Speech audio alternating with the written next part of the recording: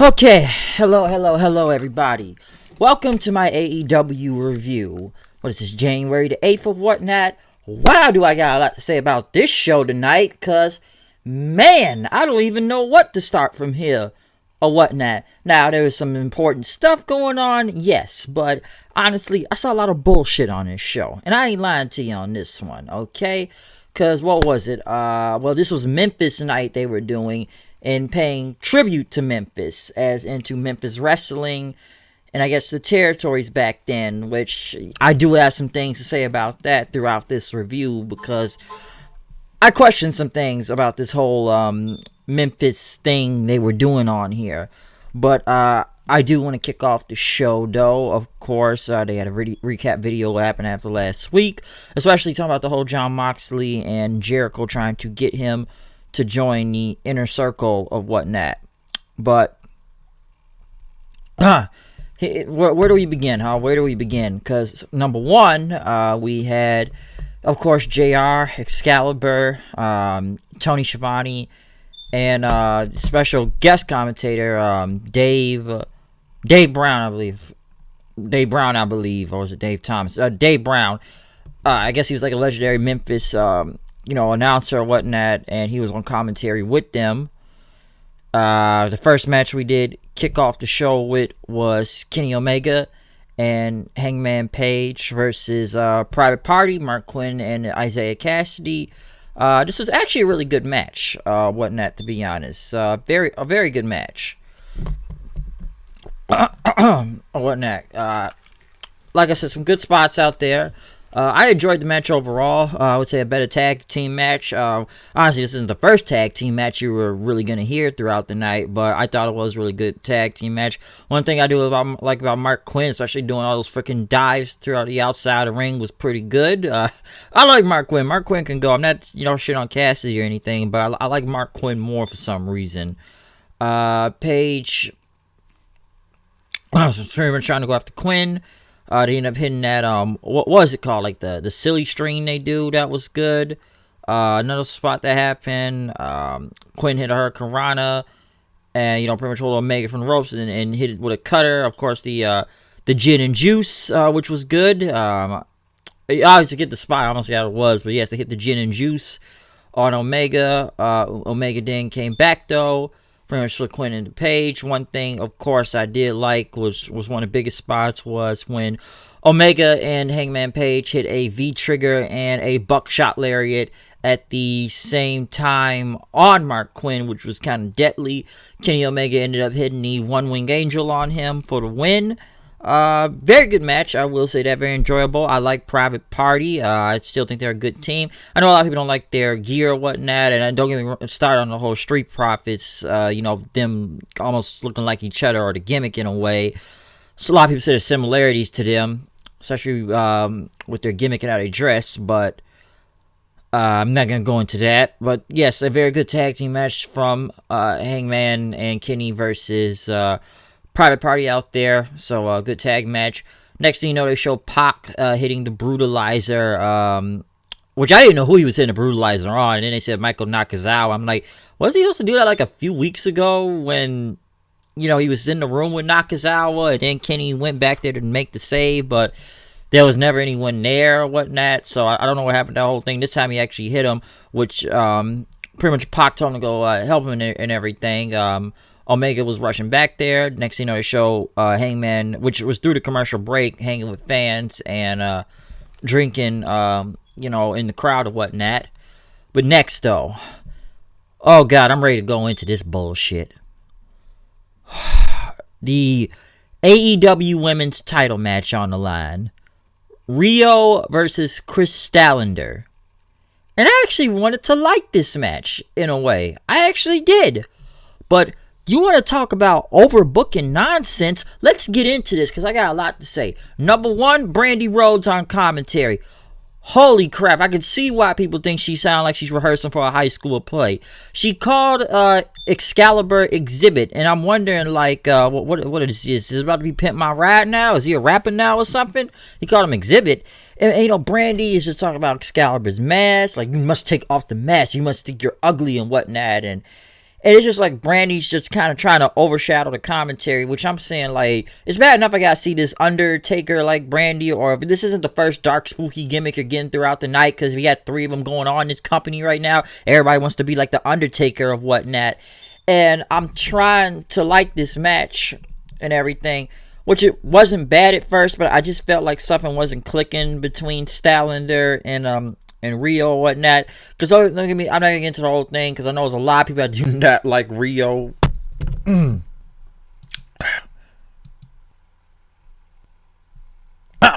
Excuse me. But yes, I just feel like something wasn't clicking, because like throughout this match, I was talking to my my friend Kyle, who's actually texting through the show, and my friend Steven on Snapchat, that we were just going in on this match of just how I don't know. It's just, I just felt like it wasn't clicking. It just wasn't good. And then this is where the overbooking comes in. Other than Brandy's very bad commentary, we bring Awesome Kong and the bald girl, what was her name, Melanie Cruz, out there. So the referee gets distracted. She pulls Rio off and everything, the apron, takes her down. And then Stylander gets a suicide dive on Cruz, and then on one on the Awesome Kong. Brandy comes from the announce table. I'm like, yeah, this is getting bad. And then the weird bald, I don't know, we got mental patients now. Like, what do? They just escaped the insane asylum. And it's like, and then nobody knows who this guy is. Oh, by the way, Excalibur, just like the Butcher and the Blade, he is the only one to know who this mental, I don't know, retard patient or whatever this guy is supposed to be. And he said, that's the Japanese deathmatch legend, Dr. Luther. And I'm saying, like, who in the blue fuck is Luther? Okay, who the fuck is Luther? I don't know who this is. I never saw him. And I guess it's just like the Butcher and the Blade. They expect us to know who this is, but we've never seen who this weird bald guy is until now. I thought he was just some extra that was part of whatever the Nightmare Collective or whatever group she's trying to do with this or whatnot. And I'm saying, like, who is Luther? And that's the Japanese deathmatch legend. And you could tell that JR and Tony Schiavone did not know who that was. Only Excalibur know who this dude was, okay? And then, you know, Rio, she ends up hitting a crossbody on Luther and knocks him down, the mental asylum patient. And then next thing you know, the match actually continued. By the way, the referee must have been very distracted throughout this entire match, because I swear this whole interference thing went on for almost like 5-7 minutes, and the referee saw none of this. Is this a no disqualification match? Is anyone gonna stop this? But no, the match continues. And Rio, I think Stylander was about to put Rio into like a tombstone, but Kong ended up tripping Stylander, and Rio pretty much got the pinfall, which I'm sitting there like, where's the DQ in this? Why wasn't it a disqualification? Where was it? Because there was just so much interference that the referee saw none of this. He didn't see any of it. Like, you saw nothing, basically.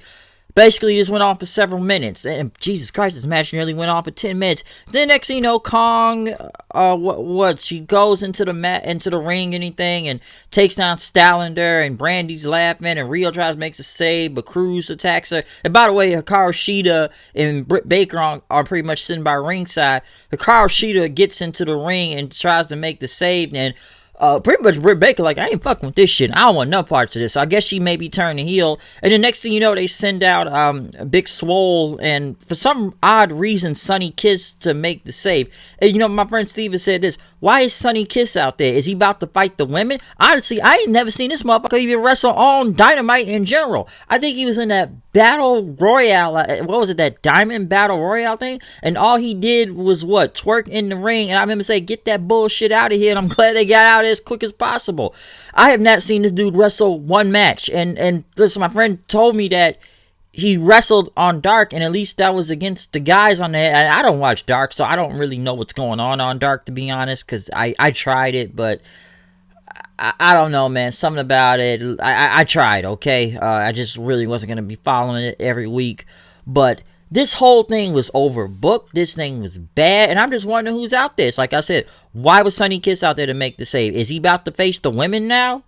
Like, I don't understand this. Like, this whole thing was all over the place. All these interferences, just this weird dark spooky gimmick in general. I don't even know who's worse, the Dark Order or the Nightmare Collective. Well, I may say Brandy is probably worse, because I just not trying to see Brandy on whatever her little Undertaker gimmick, but just there was just so many bad things about this match. Just Brandy on commentary, the overbooking interferences, the referee being gone for several minutes. That where's the just, the DQ or whatnot? Like, was he that distracted for that long? I didn't even know if he was even knocked on the ground in that. But this Luther or Dr. Luthor or Lex Luthor, I don't even know who the fuck this guy was. I told you, he looked like an escaped mental patient or whatnot. I thought he was an extra.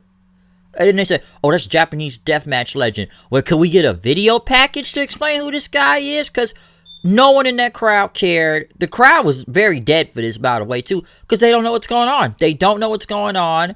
And I just think they were wondering, like, what the fuck did we just watch here? What did we just watch? It sucked. It wasn't good. It was basically bullshit throughout this whole segment. And I dare somebody to defend this. I really do, because that was bad. And I actually was wanted to like this match, but I just didn't think the match even clicked along too. But it was just so much random stuff going on that I didn't even know what's happening. Britt Baker's just sitting there in the chair like, I'm not getting involved with this shit. I'm glad you didn't get involved in this, because I'm no fan of Britt Baker either. I don't think she's good, but I guess they may be turning her heel or whatnot. But yeah, the women's division's very bad in AEW. Okay, it really is.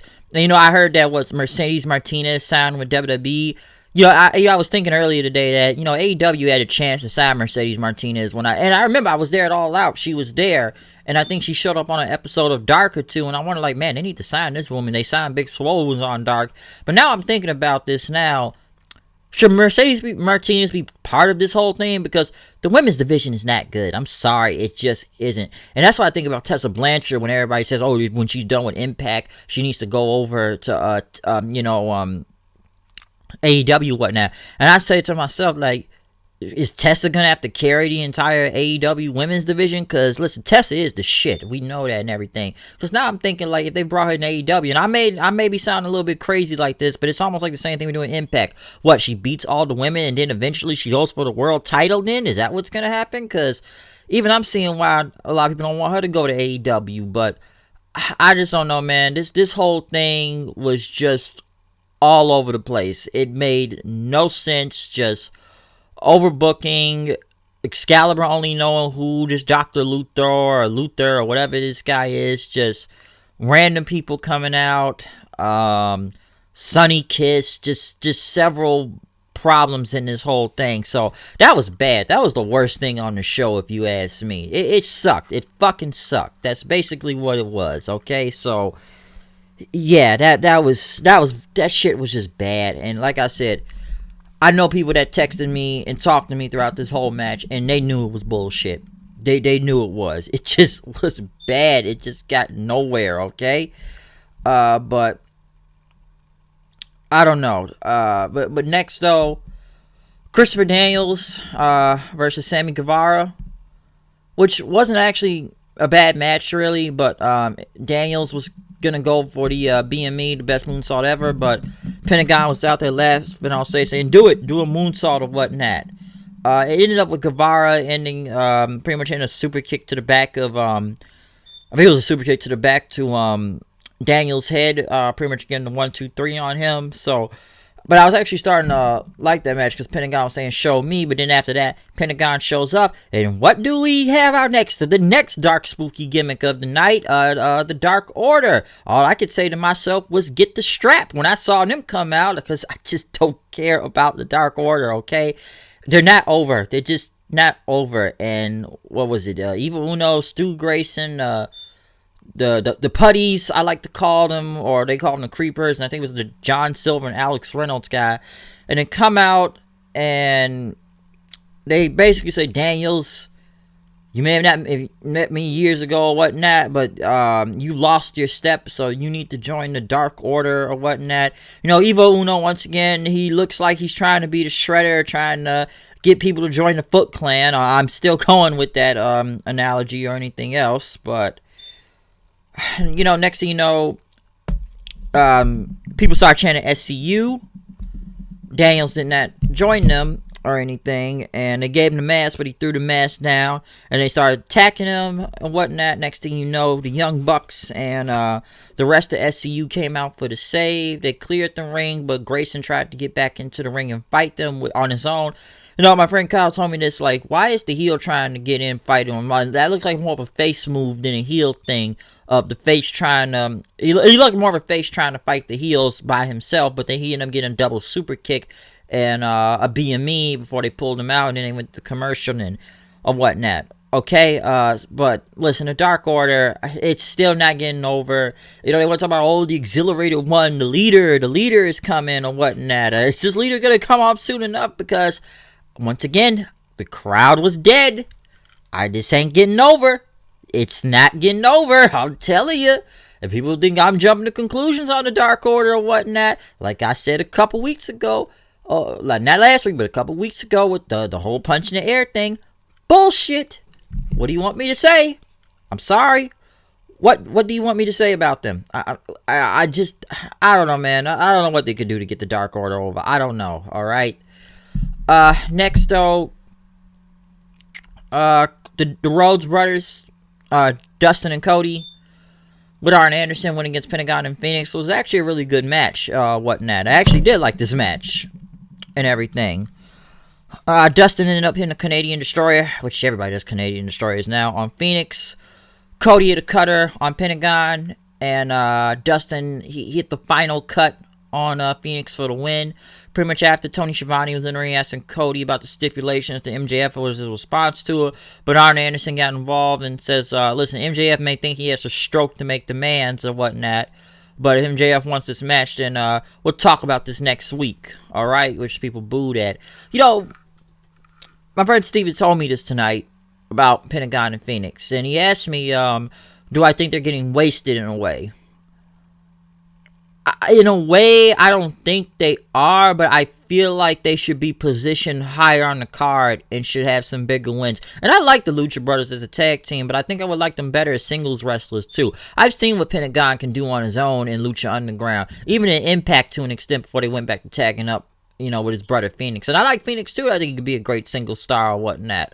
But it's something about the Lucha Brothers, like they're getting wins, but I feel like they're taking a lot of L's at the same time too. So it's like it's a middle thing with them. I don't want to say they're wasted all the way, but I feel like they should be positioned higher. I think they're one of the better things on AEW in general, but just something about them, because this is two L's they took in a week right now. Okay, Phoenix took the pinfall last week. I know it was a 6-man tag, but now they took another L tonight to the Rhodes Brothers out here. Another thing. Yes, they talked to Lanny Poffo in the back, you know, Macho Man's brother, and I know this show was supposed to be a tribute to Memphis Wrestling, but I didn't see any tribute to Memphis Wrestling. Once again, someone told me that they only said that because they were trying to sell out some tickets, really, because the tickets weren't selling well over there. Another thing, and someone brought this up to me, I get why, and I thought about this myself.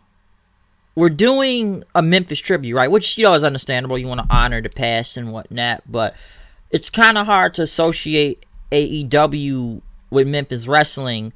Because I feel like they would be more associated with, you know, NJPW or more of the indie style or whatnot. Because, you know, when you go back, and I'm no wrestling historian or whatnot, but a lot of stuff back in the, you know, the Memphis territory days or whatnot was more of a brawl, very mat-based, you know, very high spot, jumping off ropes. And this was brought up to me nice. Somebody said it's like somebody told me this. My friend Kyle told me that it's like, you know, they're trying to pander to the old crowd or whatnot, you know, of that generation, more, you know, and he said this to be more of the Cornette era and the Memphis Wrestling. Like I said, I don't know the whole history of Memphis Wrestling. I know some people that were big. And, you know, once again, my friend Steven says, not like you had Jeff Jarrett or Jerry Lawler, which Jerry Lawler was mentioned several times on the show.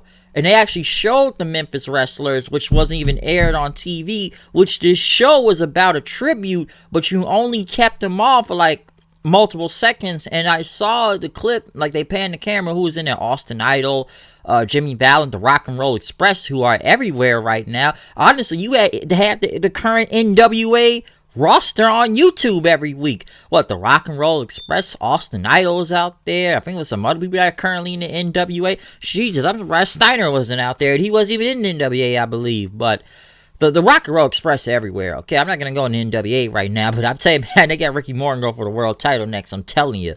Oh, all right? But it's just that, if you were going to do a thing with, if you were going to do a thing with, the Memphis wrestlers, I thought it would at least be a bigger segment with them out there, okay? Or whatnot. But it just didn't happen. They said they're all going to show up on Dark. So I guess you can't see that whole Memphis tribute until the Dark show. But why promote it on TV if you're not really going to show any type of Memphis wrestler? You have one commentator, and this was the only thing you had was with Lanny Poffo, and they said, oh, no, you gotta watch it next week on Dark when we honor them. Why'd you just honor them tonight and just show it on TV? That doesn't make any sense. That's what this show is supposed to be about. You're playing a tribute to Memphis Wrestling, so show the freaking tribute. Alright? MJF and Wardlow were on their way to the ring, and it was split screen. By the way, it went to commercial, and one thing I thought was kind of strange, when they came back from commercial, MJF was already midway through his promo, and I think there was stuff that was missed through it, but when it came back on TV, it was him talking about Cody and whatnot, and the stipulations, and why he didn't come out, calling him a little bitch.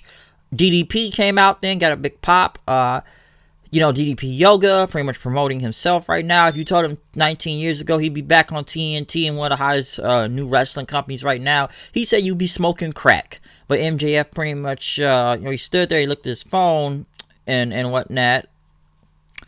And Paige, talking about what was going on here. And he talked about MJF and Wardlow for a second. We had a problem couple weeks ago and everything. He talked about his Twitter, his Instagram. Basically, DDP was promoting himself in DDP Yoga, which people were chanting yoga in.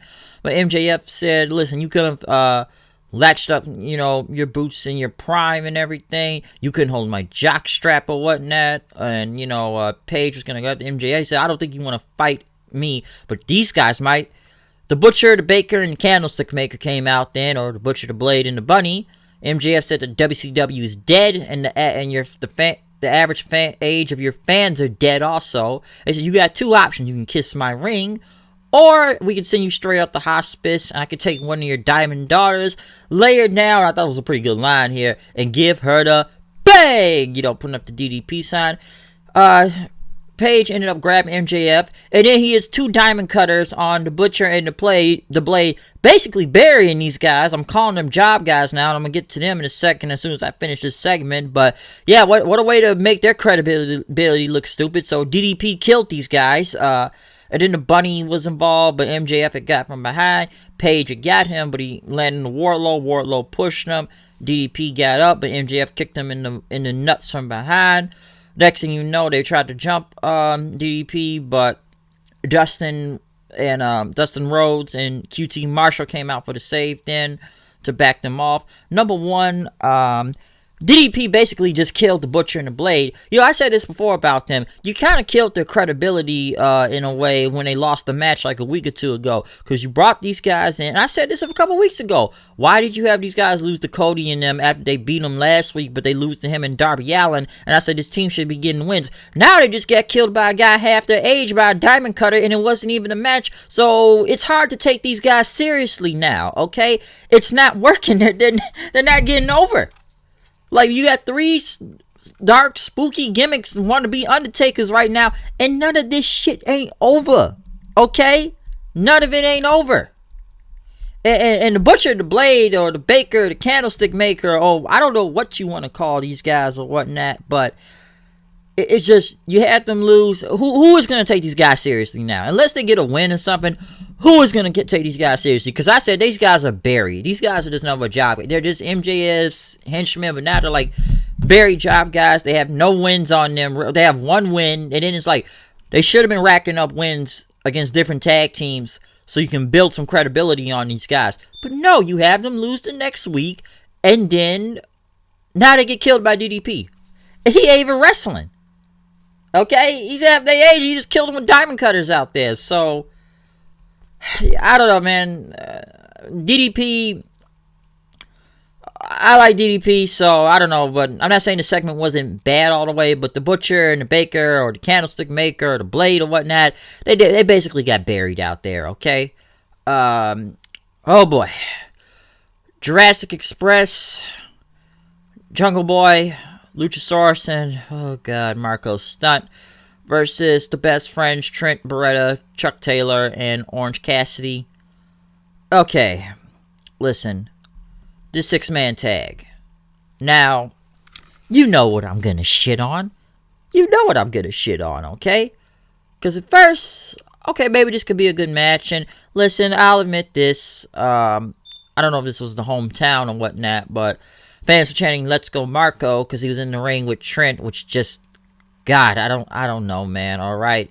You know, Orange Cassidy, he gets in. And I like this. I like Orange Cassidy. I actually think he's funny and everything, but even I gotta admit, sometimes, as much as I get a kick out of those, the kick thing he does and whatnot, you're gonna have to do more than that, okay? Listen, we all know what he's gonna do. He's gonna do the dive and put his hands in his pockets and everything and whatnot, and dive out the ring. But even I gotta say, like, okay, I've been seeing this for many weeks now, and it's funny, but you're gonna have to show me something different now, okay? Because even I'm kind of getting to a point where it's the same thing now.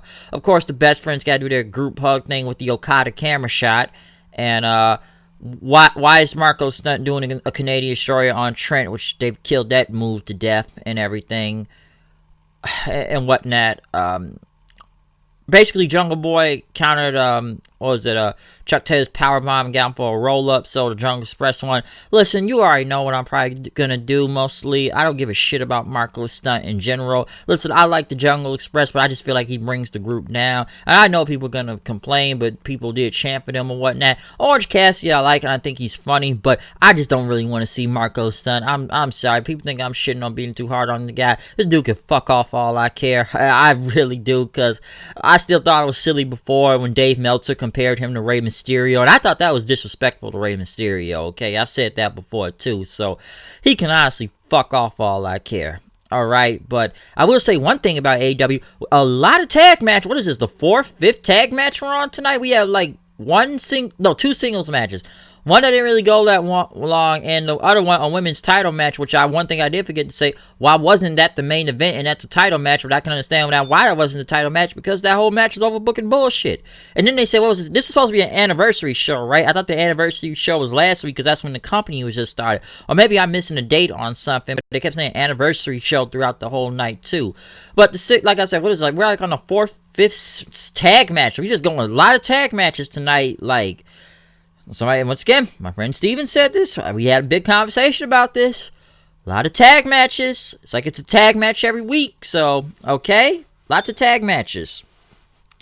But, like I said, the 6-man was whatever. But like I said, Marco Stunt can fuck off. I like Orange Cassidy, but some people are going to like it, some people aren't. But I feel like a majority of motherfuckers don't like him in general, okay?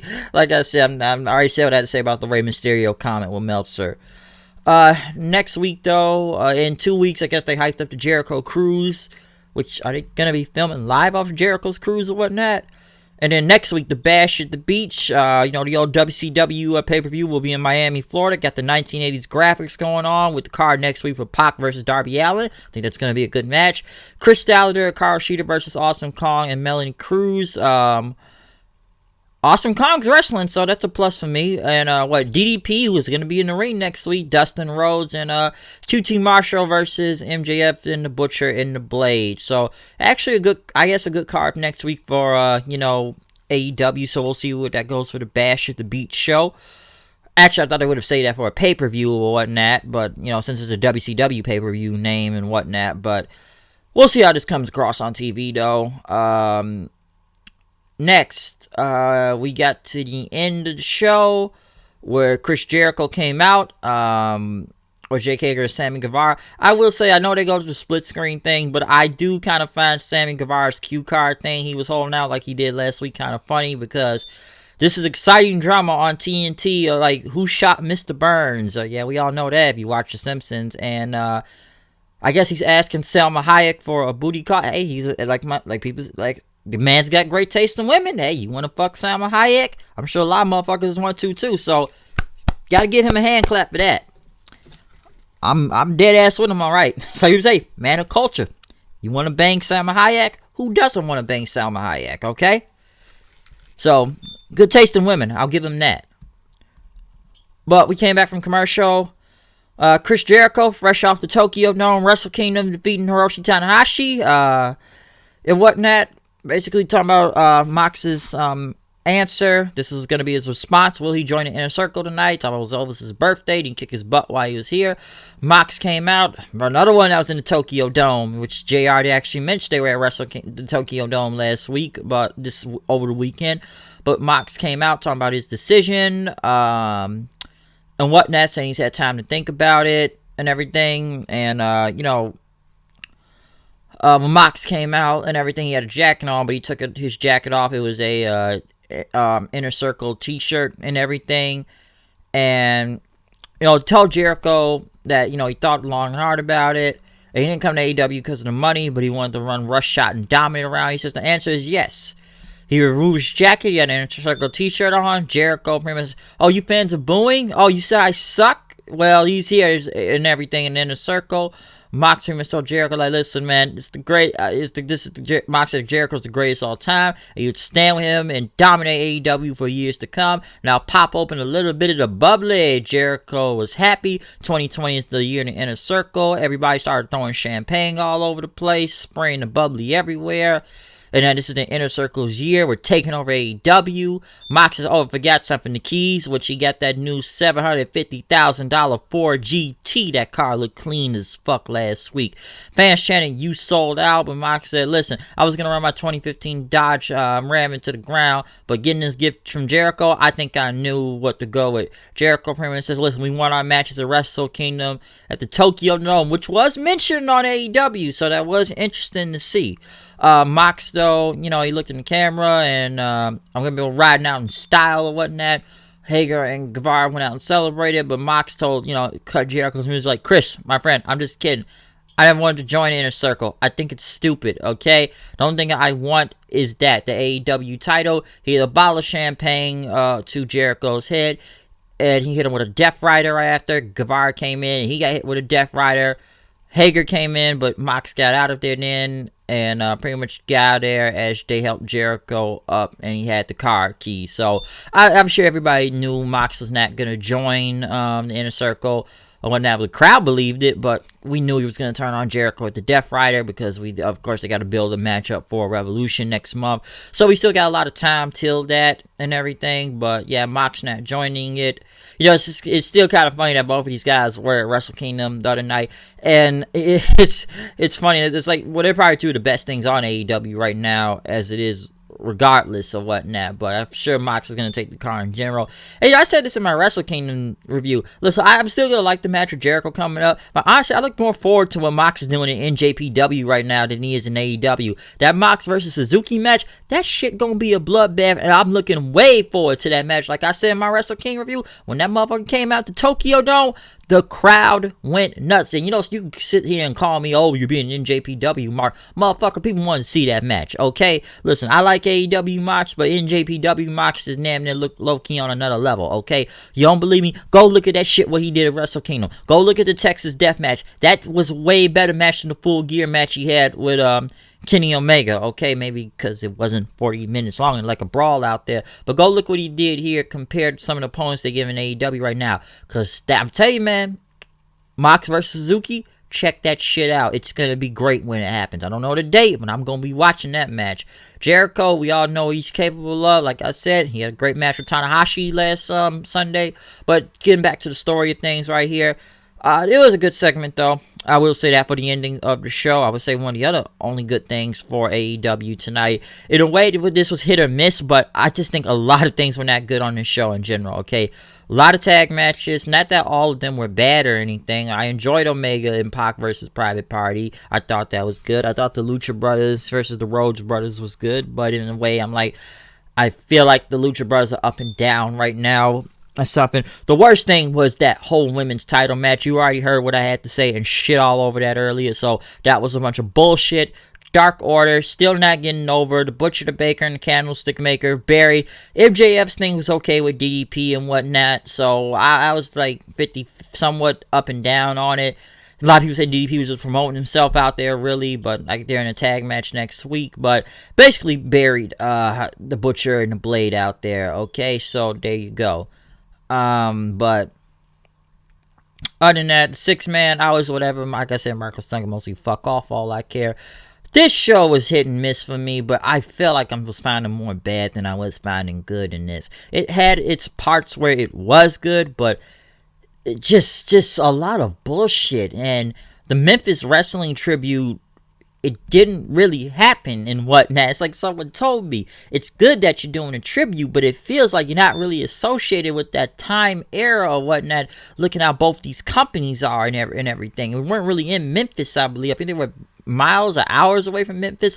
I'm not sure. I know they had legends out there, but why wasn't it shown on TV, and why are you saving it for Dark next week? That does not make any sense. So I don't know sometimes with AEW. I honestly don't. Okay? There's some things I like, there's some things I don't like, but in a way, I feel like I see a lot of bullshit at the same time. And I'm not going to sit here and play favorites to whatever company say, oh, well, you'll say good about this, you'll say good about that. If I see bullshit, I'm going to shit on them no matter what the show is, okay? I don't care if it's WWE, I don't care if it's NJPW, Impact, or whatever the fuck I review on this thing, okay? I tell it like it is, alright? And that's what I'm doing. So, in a way, I just felt like Dynamite tonight, it's like there was some good, but I feel like I'm finding more negatives in this show for some reason. I don't know, but I just feel like I am from several points in time. I'm not saying it wasn't a lot of bad matches or whatnot, but I feel like I may have liked last week's show better than this one. It's like they were starting off good, but that women's title thing was just horrible. That just overbooked nonsense. I don't even know who's booking the women. I keep hearing it's Kenny or some shit like that, but I don't know who's really booking them, because this stuff just was not making all over that. It was all over the place. It was all over the place in that whole thing, okay? Some things were being built up, like the whole Cody MJF feud going on, but I heard what I had to say about that. And once again, we got too many dark, spooky gimmicks going on right here. Dark Order, which I don't think nobody cares. And I think the crowd just got dead for some of these segments throughout the night when a lot of these recruitment, like I said, we either saw it was the night of interferences, tag teams, and recruitments. People trying to get people to join all these factions, which these dark factions are not really good right now, okay? Everybody wants to be Undertaker, alright? But other than my review of this is the end of the show. I'm done with this. Tell me what you thought about Dynamite tonight. Did you even think this was a good show? I honestly want to know, okay? Tell me if you thought this was good. But other than that, comment, subscribe, follow me on Twitter at HoodedKnight890, blah, blah, blah, fuck lifetime, la, la, la, etc., etc.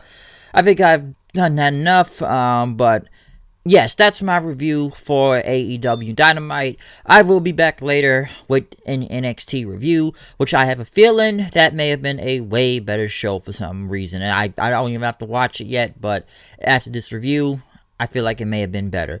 But other than that, I'm out of here. I'll see you guys later. Peace out.